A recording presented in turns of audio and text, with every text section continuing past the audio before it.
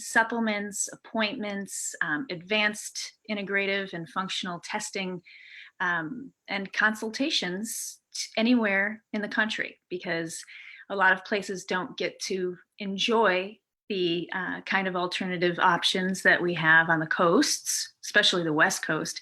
And so we wanted to set it up so that if you aren't happy with the conventional healthcare system, which very, very few people are, because the results aren't always the best. And we'll be talking about some of my real success stories that I've had in the last few weeks, because I'm really excited about them. So we'll get to that. But what we want to do is we want to support the body to heal itself, not give you, 5 different drugs to suppress symptoms, because that doesn't fix anything. And then you need another drug to counteract side effects from the drugs that you were on in the first place.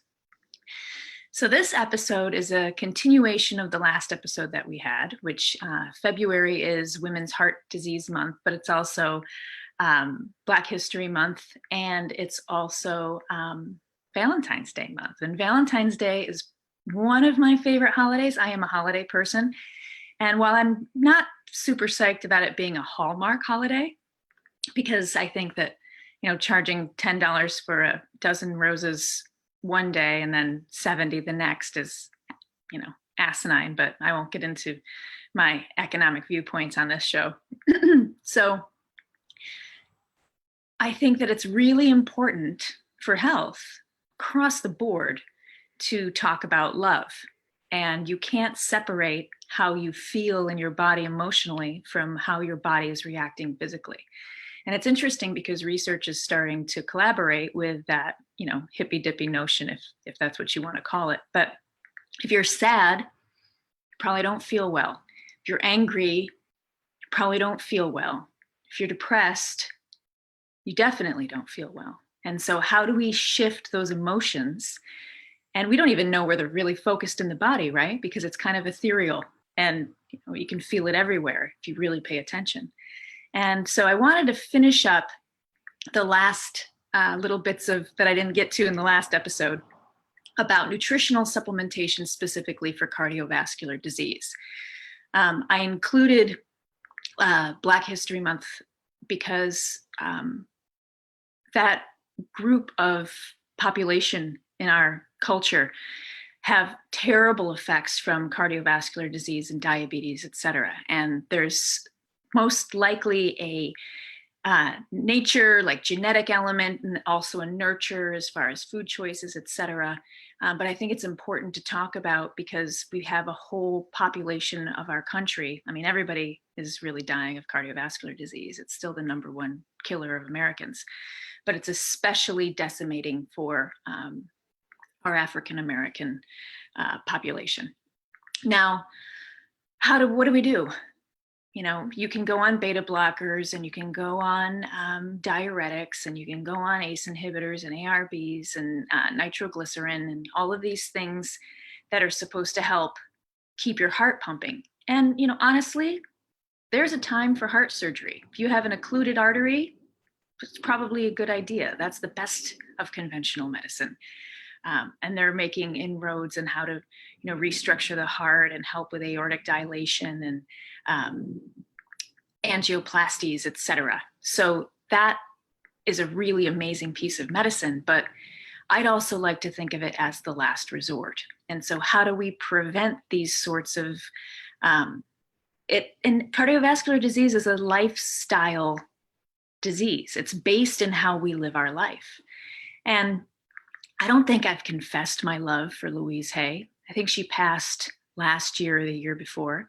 But she was a really amazing interpreter of emotions in the body. And she ended up healing herself of cancer by changing her thoughts and doing meditations on her health. And it's really interesting to see. I saw an article coming across this morning about how certain clinics are using hypnosis for IBS, like Crohn's disease, ulcerative colitis, inflammatory bowel diseases, because stress makes them worse.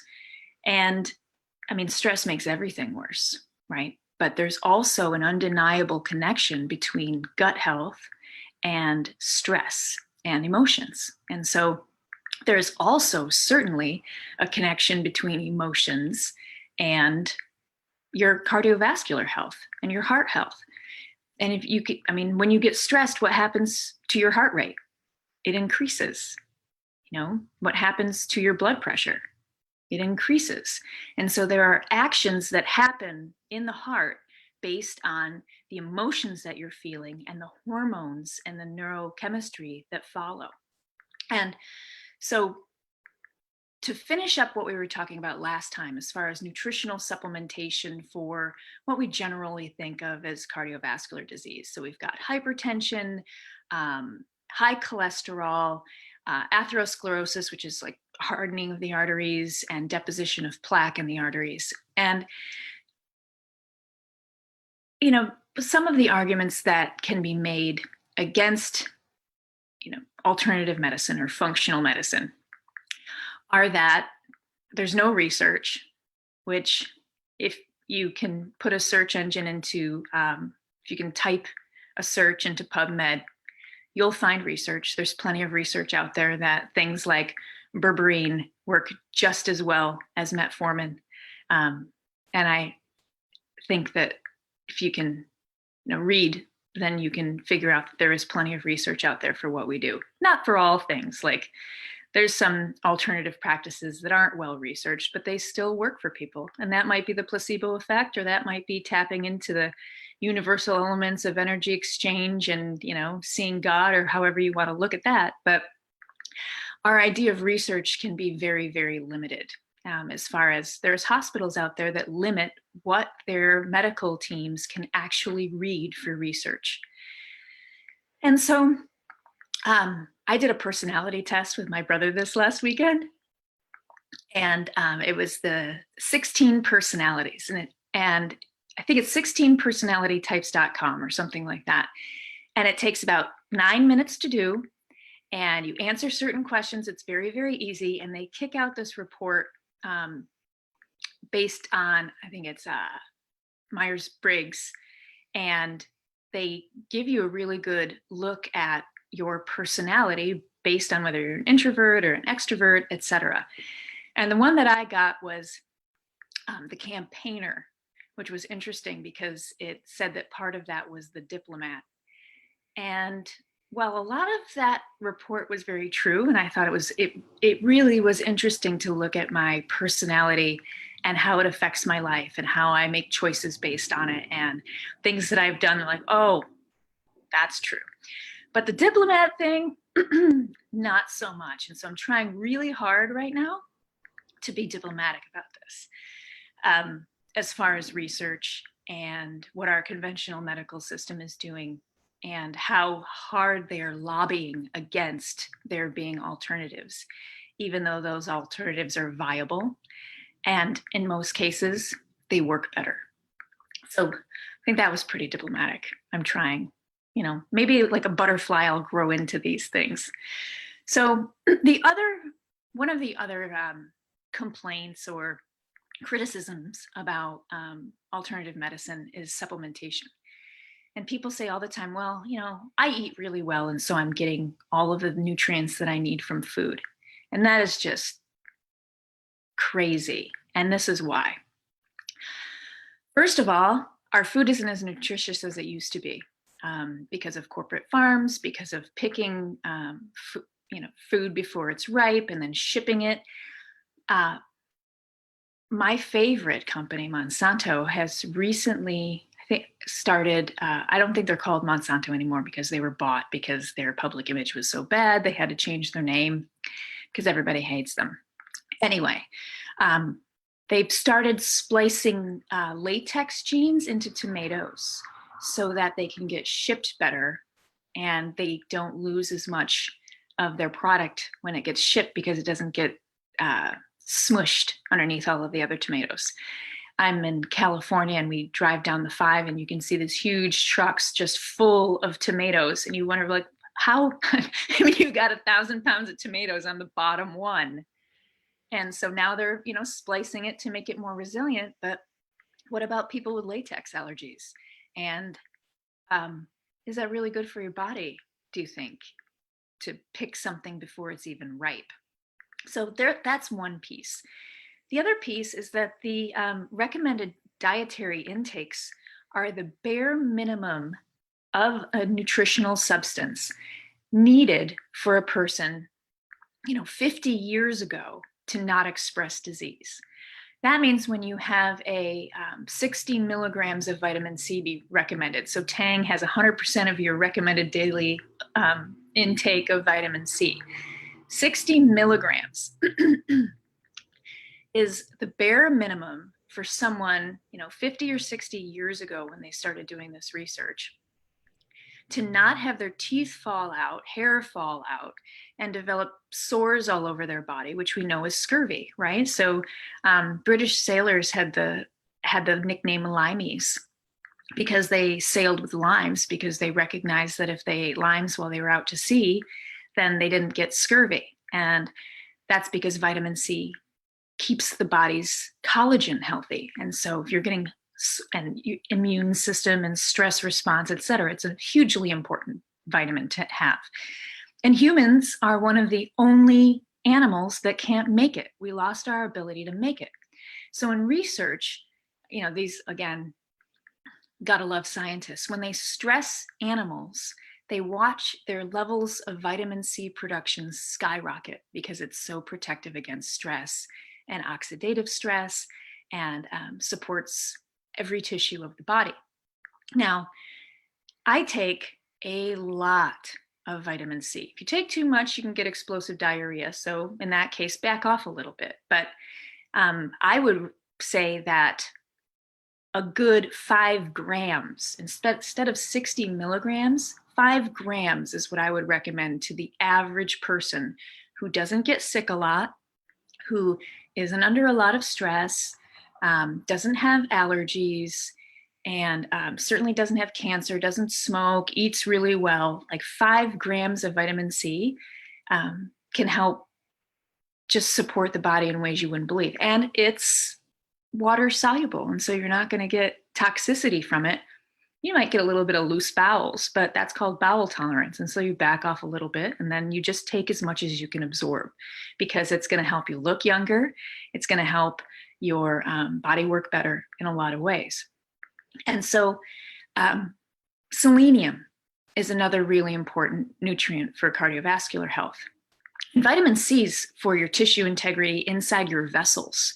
And so the elasticity of your vessels, when you are regulating your blood pressure, your arteries dilate and contract and dilate and contract. And in order to be able to do that, you have to have collagen in there, keeping that tissue strong so it can have movement and elasticity. And when it loses elasticity, that's when you get hardening of the arteries. And that's where a lot of cardiovascular symptoms come from, whether it's elevated blood pressure because you can't regulate anymore, or plaque. And so that's why vitamin C is important with cardiovascular disease. Then you've also got selenium. Selenium is important for tissue function, male prostate health. It's helpful in diabetes. And the recommended dietary intake is about 55 micrograms.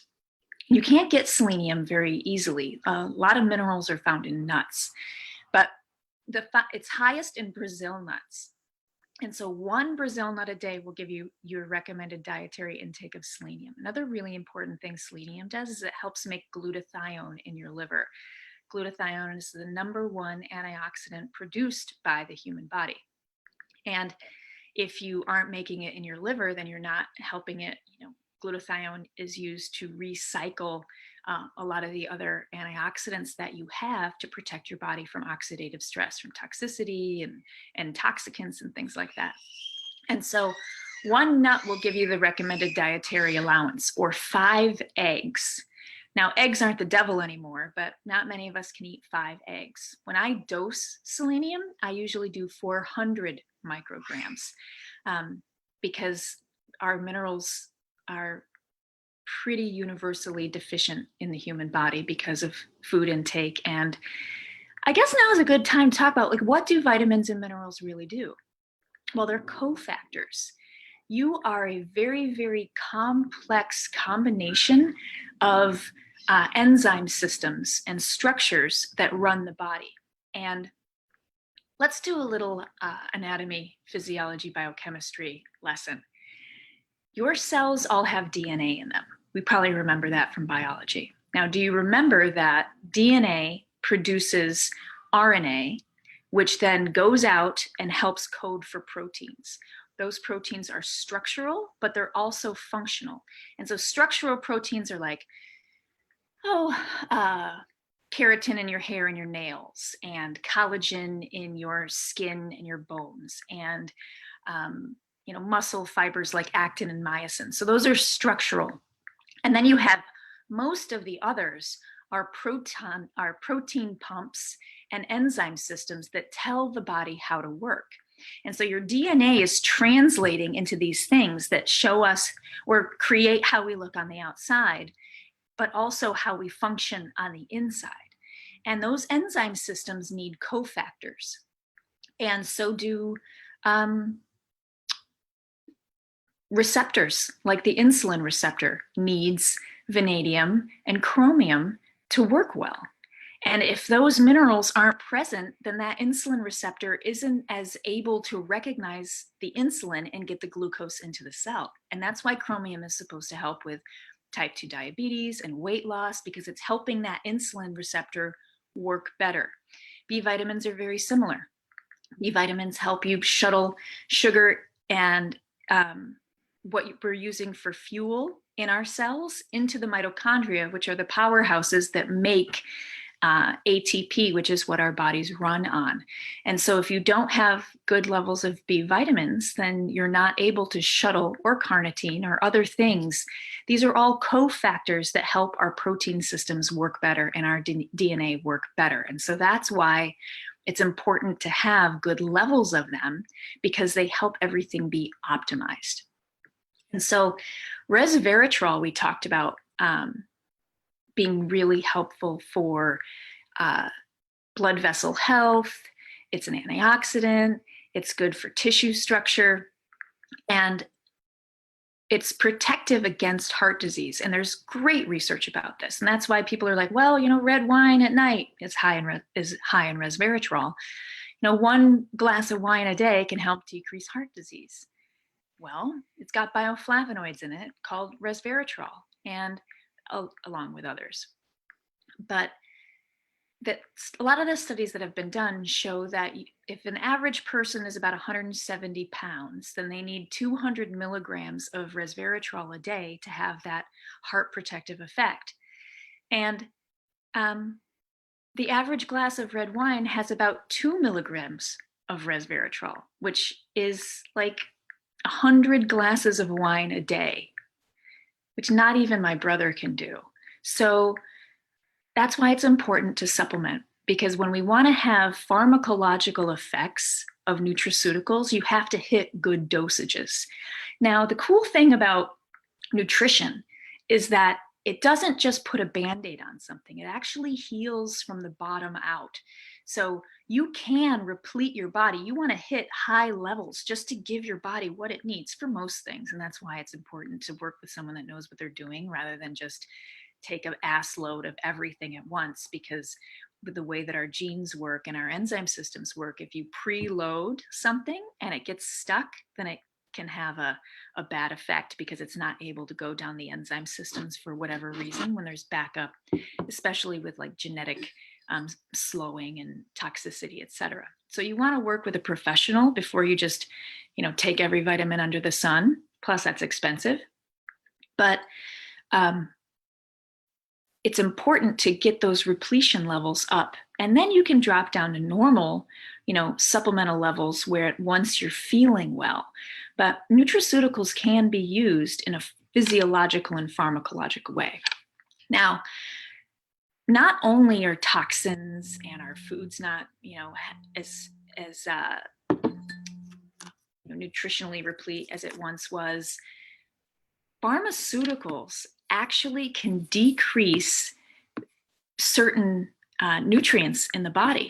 And so I have this great chart that comes from SpectraCell Labs, and I do a lab with SpectraCell called the micronutrient test, where I can look at how your body is using nutrition and whether you need to be repleted or supplemented with certain elements. Now they have a great chart showing that. So let's look. Prednisone. If you're on prednisone or steroids, then the nutrient deficiency that can be caused by that drug in your body because of the way that it interacts with your complex systems are calcium, vitamin D, magnesium, zinc, vitamin C, B6, B12, folic acid, selenium, and chromium. And so that can give us an idea of why it's so difficult to manage a disease with a pharmaceutical, because then you're depleting those nutrients needed and can cause depression, sleep disturbances, anemia, cardiovascular problems. NSAIDs like Advil, Motrin, naproxen decrease folic acid, which we know, like my favorite enzyme is MTHFR, right? And if you're already depleting folic acid, not only are you likely to have birth defects in children if you're a woman, but you can also increase cervical dysplasia, anxiety, depression, nerve issues. So let's talk about cardiovascular drugs, right? So antihypertensives can cause coenzyme Q10 deficiency. CoQ10 is one of my most important nutrients or cofactors that I like to supplement with for heart disease, because it also helps with brain health as well. And CoQ10 is decreased not only by statin drugs, but also hypertensive meds like Catapris. ACE inhibitors decrease zinc, which can change your immune system and your hormone cascades. And beta blockers also decrease CoQ10. And so you're doing something with helping your heart and your blood pressure, but CoQ10 is an incredibly important nutrient for the heart and heart health. It keeps our heart muscle strong, and it's used as a fuel for our heart muscle. And so decreasing that is not really the best plan, but that's also, you can see why, if you're depleting these nutrients, then you're likely to get symptoms in other areas and then need another drug. So inflammation is always on this list, right? As far as what we need to look at, according to my philosophy and the philosophy that I practice with Naturopathic MD. Inflammation, stress, and toxicity are the root causes of every disease out there. And I think I'll say that now, because I used to say infectious diseases don't count, but I don't think that's true anymore, because not everybody gets sick when exposed to the same, cold or flu or bacterial infection, because their body's strong enough to fight it off. And that's called milieu, right? And so milieu is the environment of the body and how it works. So if you're making it stronger using nutrition and how you're eating, and I saw there was a great study that came through saying eating ultra processed foods increases your risk of death. So that means, Doritos, microwave dinners, just about anything you buy in a box at a grocery store will be an ultra processed food. So if you eat that, for every 10% increase in eating ultra processed food, you get a 14% increase in risk of death. And that's why it's so important to eat whole food that you make yourself, food that you don't get a recommended dietary allowance chart on, because it's something that's natural, that's grown out of the ground and isn't full of added sugar and added salt and preservatives and colors and flavors. And so I just thought that was interesting. What we put in our mouths makes a big, big difference. That's my coffee. Number one antioxidant in the American diet, which is really very sad. In me, wine's probably pretty up there too. So inflammation makes your milieu less strong because it causes damage to the body. Now, again, here I'm going to pimp turmeric, because turmeric extracts showed a high potential to inhibit activities related with high blood sugar, which is glycation reactions, or when you have high blood sugars, it attaches those sugars to pieces of your body and causes damage. It's like broken glass going through your cardiovascular system and your blood vessels. And that's why we test hemoglobin A1C, because it shows how much of these glycosylated products are attached to your hemoglobin, and it gives us an idea of how your blood sugars are running normally, even when we're not just doing fasting tests. It gives a longer snapshot of that view. And so turmeric was able to scavenge free radicals and inhibit LDL, which is bad cholesterol, and the high anti-diabetic and anti-hypertensive capacities of turmeric, revealed in a research study that I'm quoting, highlighted its potential to serve as a source for preventative and therapeutic agents for the management of diabetes and related disorders. Now remember, diabetes is one of the causes and complicating factors in heart disease and hypertension. And turmeric rhizome is highly anti-inflammatory. It's also anti-cancer, it's antioxidant. Now, polyphenols are another really good thing for the cardiovascular system. And it's interesting, like, do you notice that as I talk about these nutrients and these herbs, that they don't just act in one place? That's the difference between pharmaceuticals as they're used. They try to do targeted therapy where they're trying, like, well, we found this enzyme is if we deplete it, like HMG co-reductase, which is one of the things that is inhibited with statin drugs. If we inhibit this enzyme, then cholesterol goes down. But they don't look at the downflow. And also, when you do something that inhibits that enzyme, just like red rice yeast, it does the same thing. There's still going to be an effect both ways as far as just making that one cut in a complex system. Now, when you put herbs, vitamins, and minerals into the complex system, everything gets stronger for the most part when you do it right.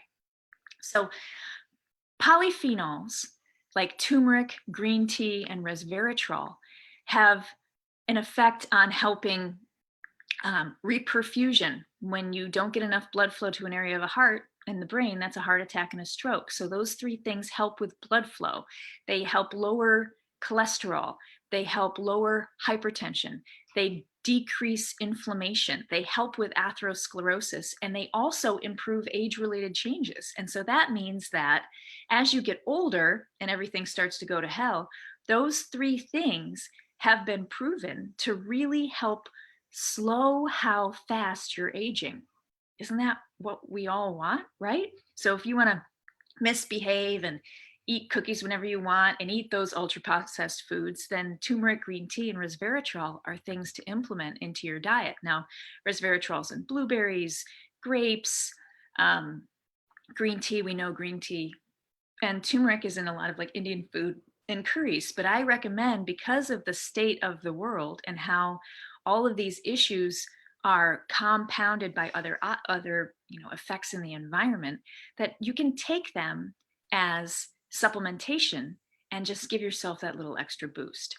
So we're going to take a quick break, and you'll hear from sponsors, find out how you can connect with Naturopathic MD, and we'll come back in a few minutes.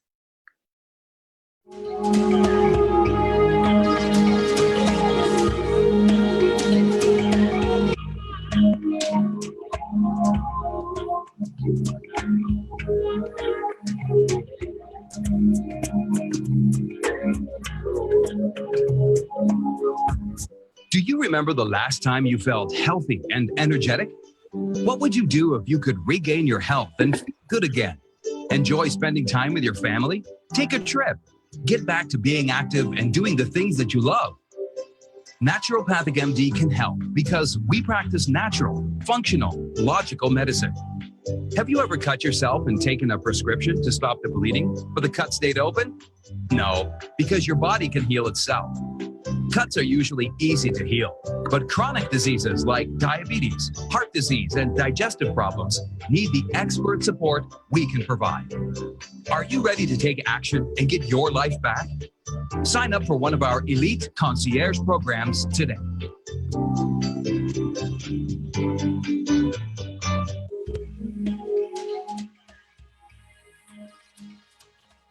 All right, so quickly to finish up this section, because there is a lot more that I want to talk about.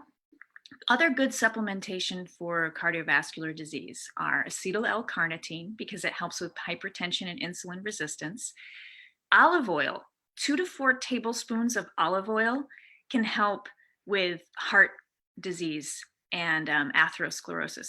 The olive tree, if you think about extending the olive branch and how, the cradle of Western civilization used olives a lot. Olive leaf is something that will actually help clean out the arteries, and it's also antiviral and very helpful for other aspects of the immune system.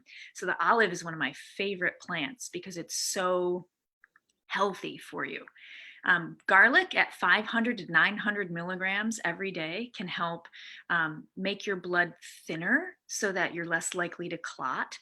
And fish oil at 4 grams of combined EPA, DHA helps with atherosclerosis, inflammation, brain health. And so those are some other things that you can add in. Now, you want to get good, high quality fish oils.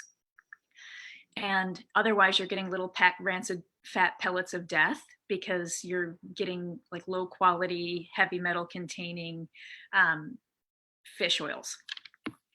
So you can do omega-3 testing if you want to see if you're taking enough, which is something cool to do.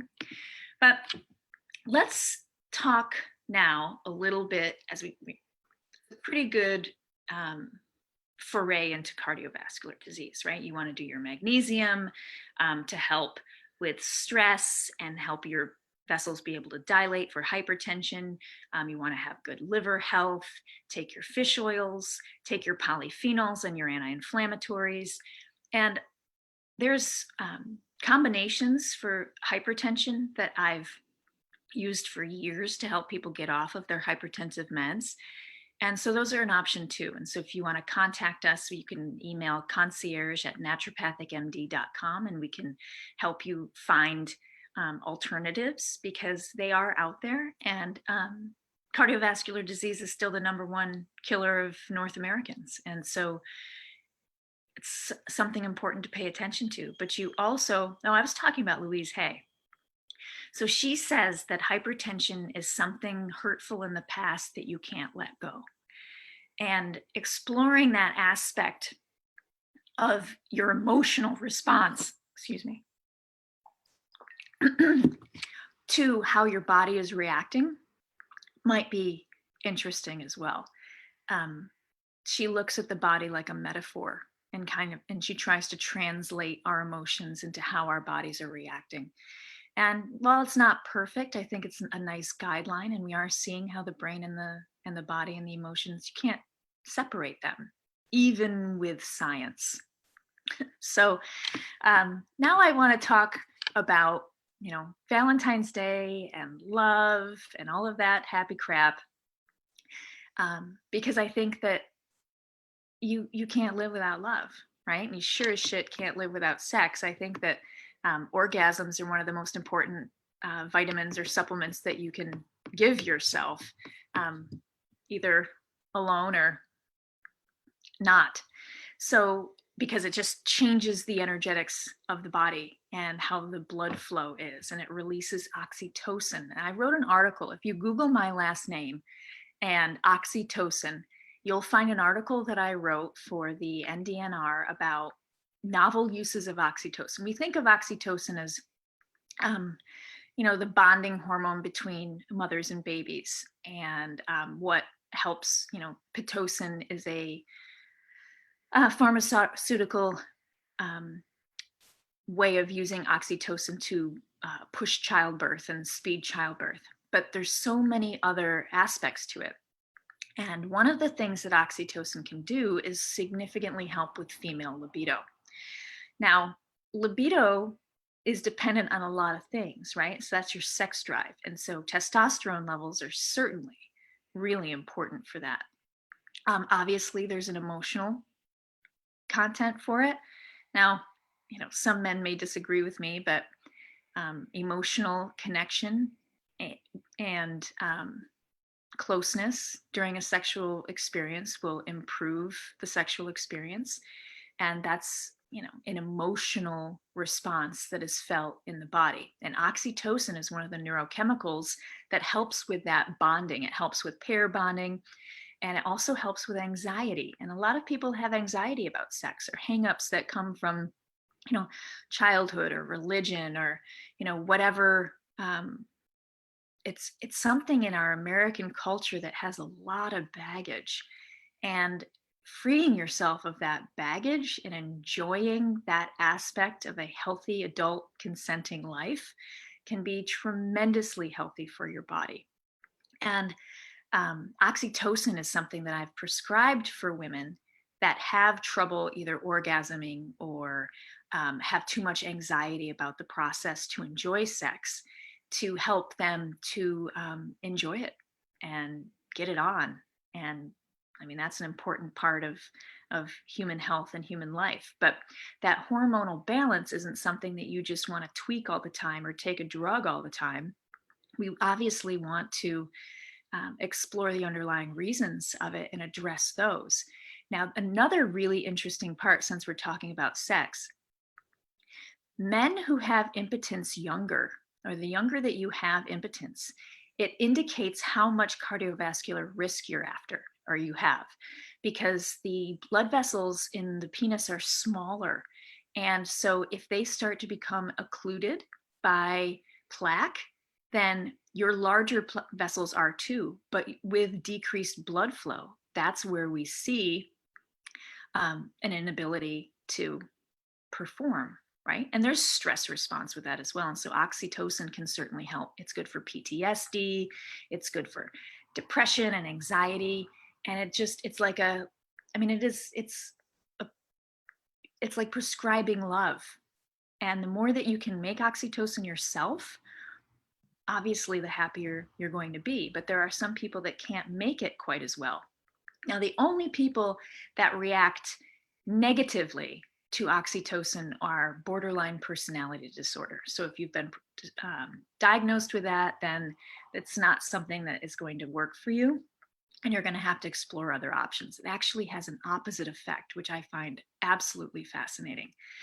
So the closer people get, or the more connection that you have, or the more love that you feel, the more anxious and the more,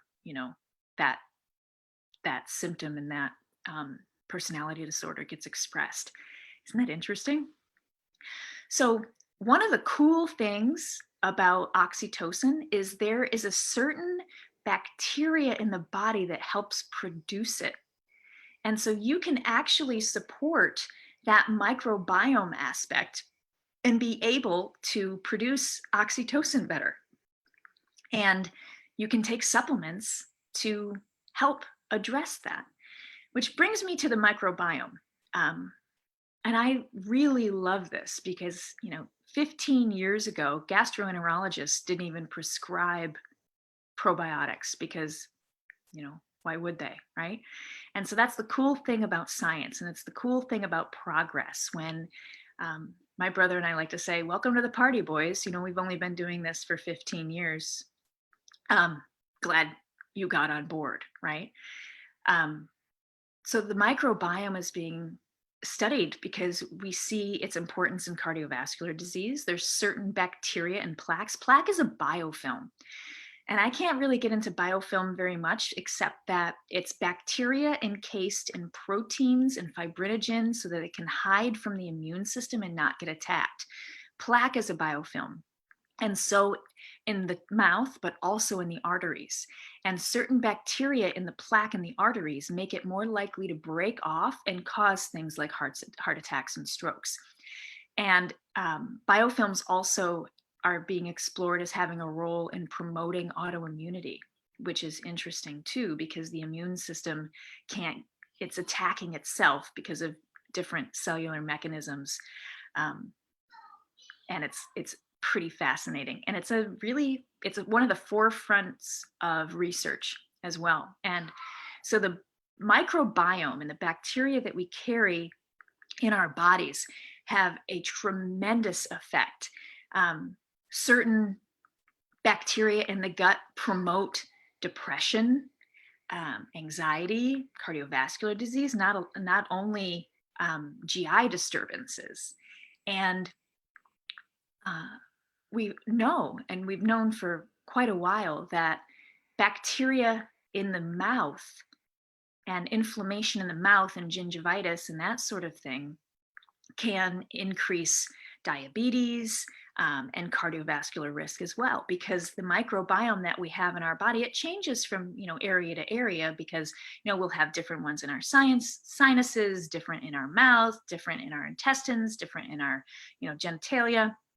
And so there still has to be a balance between them. And we know that there are some that are healthier. We don't know what the perfect one is. I have an argument with a colleague of mine. We don't know what a perfect microbiome is, obviously, but we know what's healthier. We've got black and white, there's a lot of gray. We don't know exactly what white is, but that we do know some that are healthier than others. And we do know that we want more of a certain bunch of organisms rather than disease-causing ones. And I'm not the kind of person that likes for my dog to kiss me, right? I know where he licks, and that's not something that I'm really into. But I think it's kind of funny, because the human mouth is dirtier than just about anything else out there as far as the bacteria that are in it. And oral hygiene and oral health, because let's get to talking about swapping spit, right? Oral health is tremendously important, not only because of the microbiome, but also because of how it will help with digestion for overall health. And nobody wants to kiss somebody that doesn't taste good or have good oral hygiene. And so that is one of the big changes that you can make in your repertoire. And there's all these there's 1,000 mouthwashes out there. There's all of these different toothpastes, teeth whitening, etc. And so I just want to go through really basic, healthy, natural protocol to improve your oral health. And I've got a whole process going on that I'm probably going to put together and package it at some point. But why package it when it's really, pretty easy to go and get at the grocery store? So hydrogen peroxide kills bacteria and I swish straight because I've been doing it for so long and I don't like to mess around.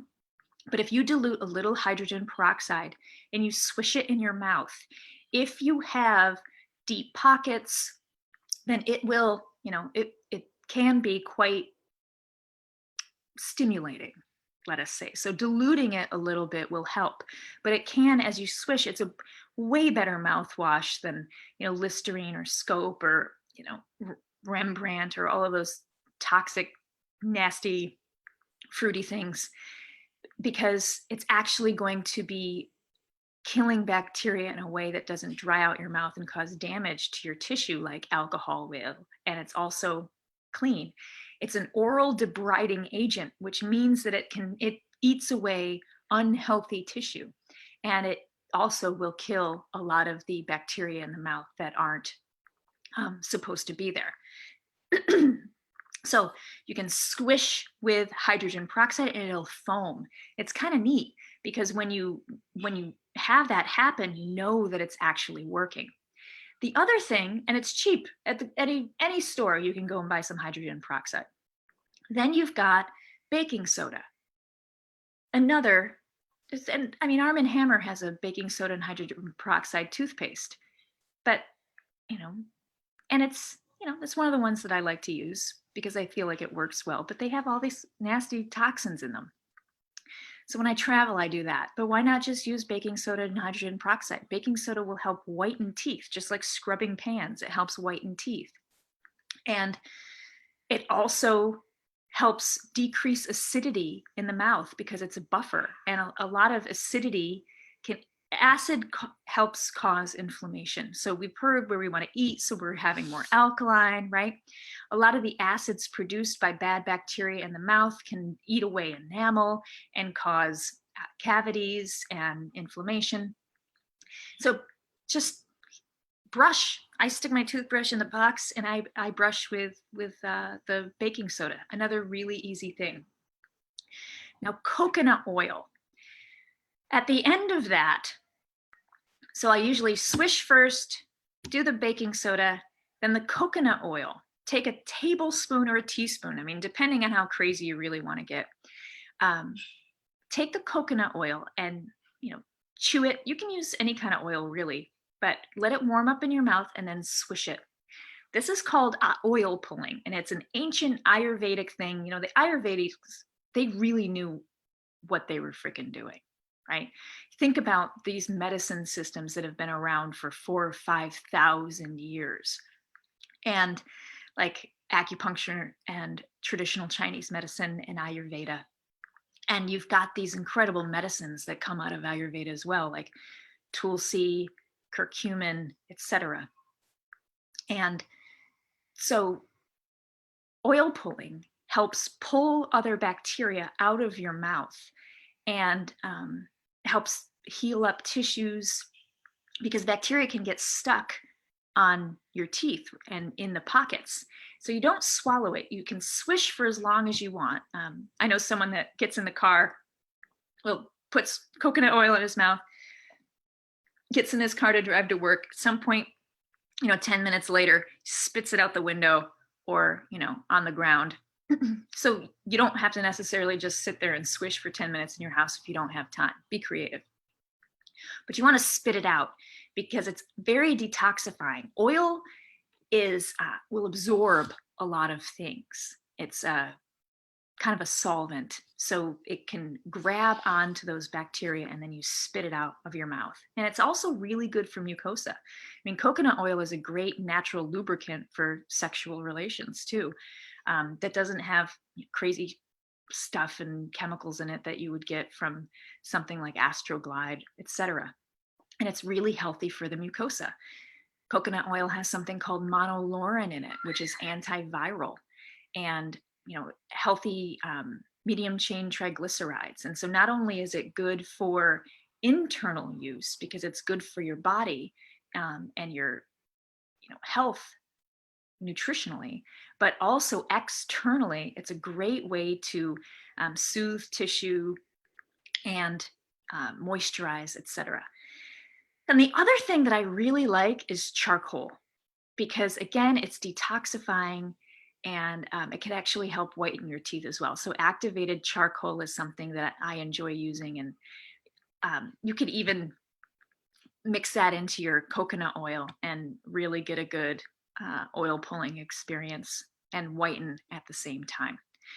I do have an oral health tonic that I mix up for people and send to them, and it actually reversed a root canal for my uncle, and it's really good to help rebuild your gum line.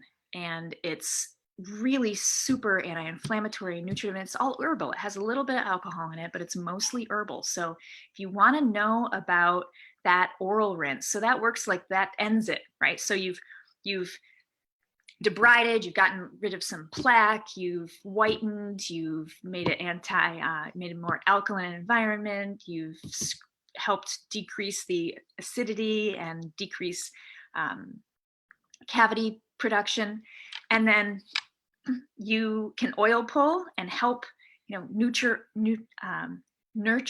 all of the mucosa and the tissues in your mouth, and then you follow it up with this oral health rinse. You're good to go. It's a little bit clovey. Clove is a great thing for the mouth. It's very, very well researched, and clove is one of my favorite herbs. It's kind of hard to cook with because we just don't use it in our society as much as I would like, but it's one of the best things for oral health. And it has love right in the name, right? So to finish up, because we only have a few more minutes, I want to talk to you about one of the big wins that I had since I've done this show. I have a client who was diagnosed with carcinoma in situ of the cervix, and we'll do a sexual health episode in the future where I can give you all my sexy little bad girl secrets as far as that sort of healthy stuff. But I want to share this here because it's so important, and it has made I'm really happy about it, and I'm really happy for her. So she had carcinoma in situ of the cervix, which is caused by HPV virus, which is a sexually transmitted disease. We have a vaccine for it. I'm not even going to get into that. But when women get diagnosed with cervical dysplasia, you get your pap exam every year. And then if it comes back with abnormal cells, and a lot of women are made to feel dirty, or, I mean, it's all of our sexual bullshit that, the hangups that we have where women aren't supposed to enjoy sex, or it's a dirty thing, or it's bad, right? So I'll tell you, 99% of the population of this country carries HPV virus. If you've had more than 3 sexual partners, you have it. But we get back to the milieu, right? Who's going to express disease and who isn't? And what are those factors? It's a little bit different for everybody, whether it's genetic or nutritional, or the microbiome and how your immune system is working, or how your genetics are absorbing your folic acid, whether you get enough vitamin A from converting it to beta carotene, whatever. I can check that in your genes. I mean, that's the cool thing now. But so she was made to feel guilty, and she felt really upset because then you'll get scared that your fertility will suffer, because if they go in and take a cone biopsy, then your cervix is going to be impaired and you may not be able to carry a child. So I put together a protocol for her that was nutritional. So she was doing supplementation internally for antiviral effects, helping with stress, and the HPV virus is able to be expressed like any virus when your immune system isn't working well, but also if you don't have enough vitamin A and folic acid. Those are 2 big things for healthy reproduction of cells. And then I also, if you follow me on Instagram at naturopathicmd, I will often share things I'm whipping up in my little witch doctor kitchen. And I make personalized supplementation for my clients, because I don't think that the combinations that you can buy on Amazon work as well anymore. A lot of these companies are being bought up by, pharmaceutical companies that obviously don't want the competition. Anyway, so I made her suppositories, which are inserted into the vagina for healing, and something called escharotics. And when she went in for her cone biopsy, she did 6 of the escharotic treatments. And so she would put in one that was designed to kill off the bad tissue, and then she would do a healing one following it. She did this 6 times, and she sent me the report after she went in for the cone biopsy. And I looked at it, and I said, well, what did your doctor say about this? And she said, nothing yet. I haven't had a conversation with her. I just got the report and I sent it to you. And I said, well, it looks to me like it's gone. So, but we'll wait, right? Because maybe I missed something. I wasn't there for the procedure. So when she went in to go and talk to her gynecologist about it, it was gone. There was no more evidence of carcinoma in situ. There was some inflammation still, and so she's still doing this treatment, but the cancer was gone. And